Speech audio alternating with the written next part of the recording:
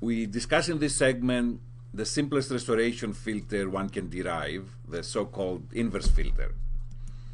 The inverse filter has been traditionally developed for an LSI system, and it can therefore be implemented in the discrete frequency domain. In this case, we just invert the degradation operator, at least for the frequencies it is invertible. We present actually the inverse filter as the solution to a least squares problem, which results in the generalized inverse filter even when the degradation is not linear and spatially invariant. We demonstrate the performance of the filter in restoring an image which is blurred due to motion. We will use the same example for the material presented during this and next week, so as to be able to make direct comparisons among the various restoration filters. The main drawback of the inverse filter is that it amplifies the noise present in the data. So even if the noise is not visible in the observed image, it is greatly amplified in the restored image.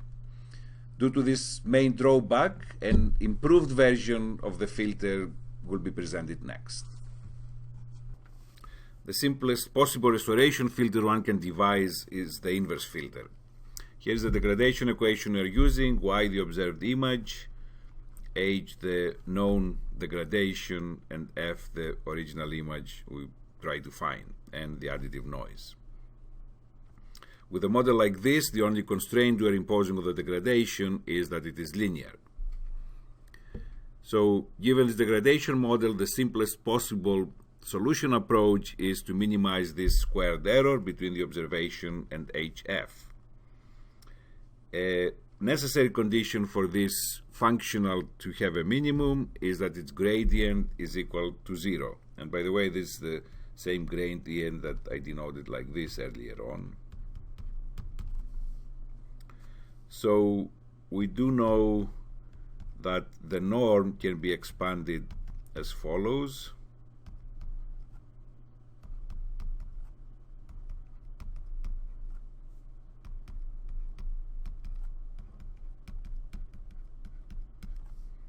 So this term is independent on f, it can go away, and then, as I showed earlier, the gradient of this term is minus 2 h transpose y, while the gradient of the quadratic term is 2 times h transpose hf. So this should be equal to 0, and therefore we obtain the so-called normal equations. So the solution f is equal to the generalized inverse. This is this plus here. So generalized inverse.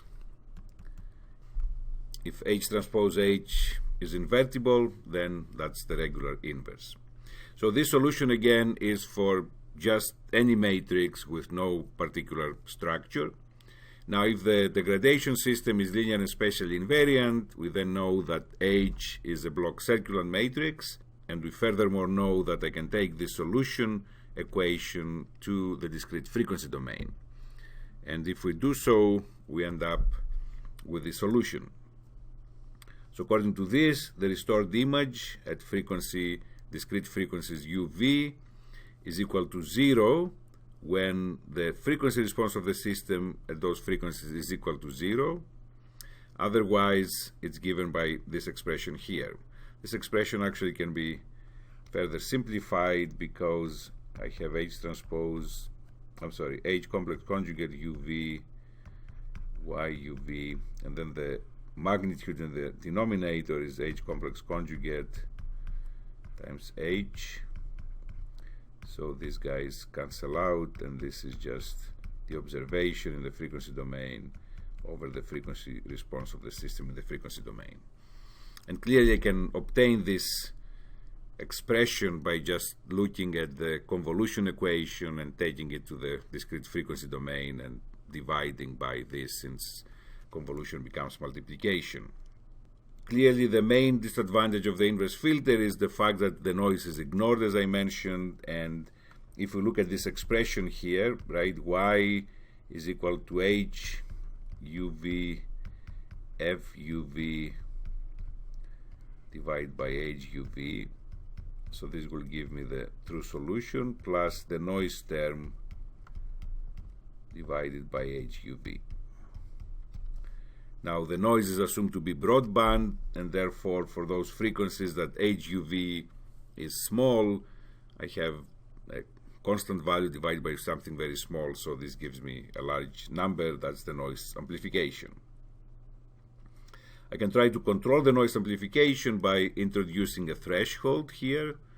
So I'm not looking for exact zeros of the frequency response here, but for values that are smaller than a threshold t. Otherwise, for values greater than t, I use the other expression. So let's see how this inverse filter performs through some examples. So here's an example we'll be using kind of throughout this presentation to compare different restoration approaches. This is the original image, cameraman. It's blurred by a system H here, which introduces motion blur over 8 pixels in the horizontal direction. And then noise is added so that the blurred signal to noise ratio is 20 dB. So this is clearly blurred. The noise is hardly visible, but through the restoration, when it's amplified, it will be really visible and bothersome. So with this setting, given this image here, this is our observation, again Y, we know H, this is the description of H, and we try to get an estimate of the original image. Let us look at the impulse and frequency response of the degradation system. It's introducing one-dimensional motion blur along the horizontal direction. So this is the point spread function, the impulse response. It's normalized, therefore the height of each of these samples is 1/8. So in 2 dimensions, if I'm to write hn1 and 2, it's equal to hn1, which is this one, if I rename it, times a delta at n2. So if I take the Fourier transform of this signal here, we do know that it's a sinc function, and so this is the discrete Fourier transform.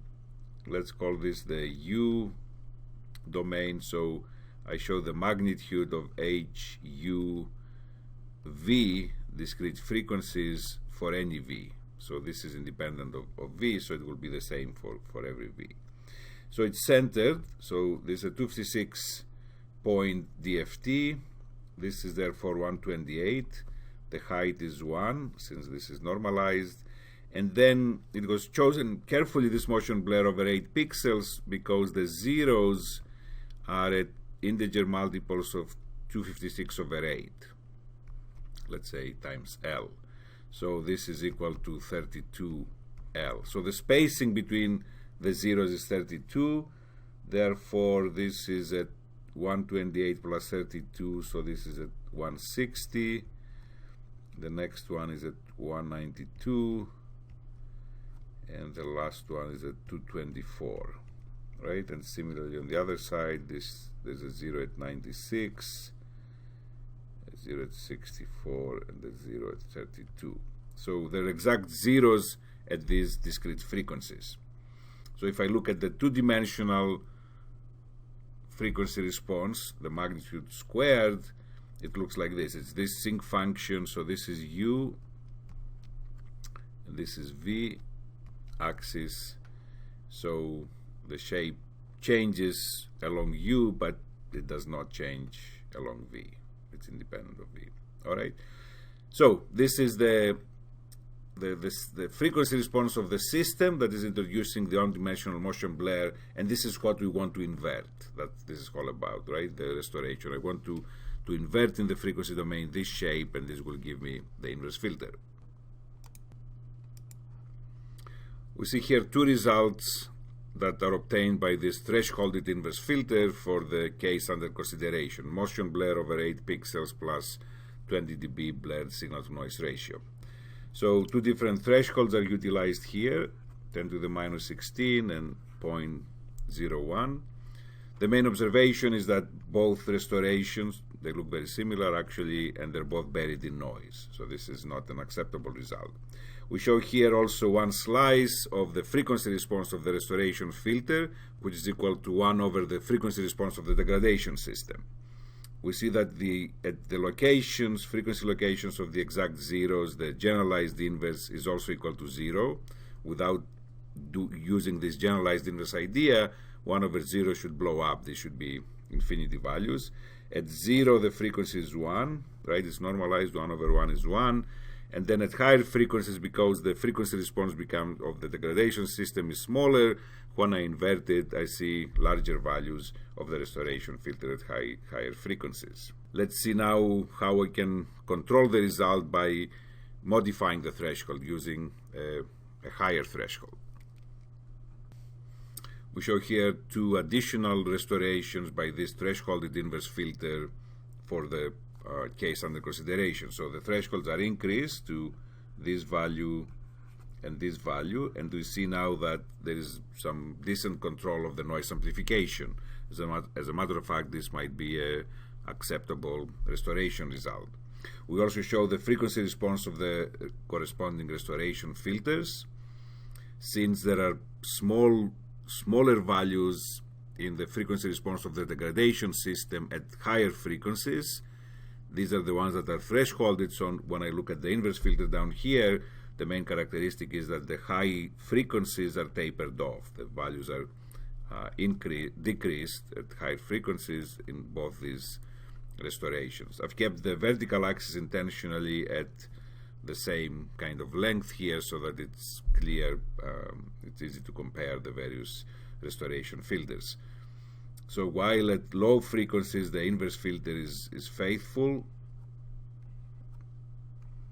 at higher frequencies the inverse filter is altered due to this thresholding, but this is a desirable effect since the noise amplification is controlled that way.